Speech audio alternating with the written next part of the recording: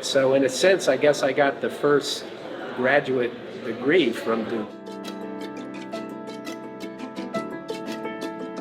It was awarded in 1973, so I guess that's where the origin of the department is, actually formally in 1973. So one afternoon I was sitting there and a friend of mine said, "Hey, I'm now in the computer science department at Duke."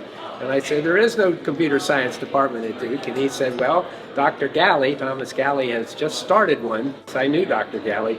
And I said, "I understand you need some graduate students, and I'd like to be a graduate student." I completed my degree. I had enough courses that I could complete my degree, and instead of being a senior at Duke, I ended up being a graduate student there, and another guy and I both taught introductory computer science. I had never taught anything in my life, but it was a lot of fun to do that.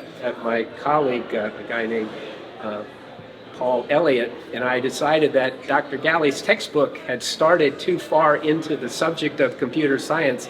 So Paul and I wrote 3 or 4 extra chapters that we wrote up that, in our view, gave the right background to really understand how computers worked at a very low level. The project I did over a summer was to create to make the PDP-11 become what's called a binary synchronous communication hub that allowed people in that lab to submit jobs on punch cards out to the central computing system, Triangle University computing system, and then some hours later get the printout back. And that was my master's project. I finished that in the early 1972 fall time frame.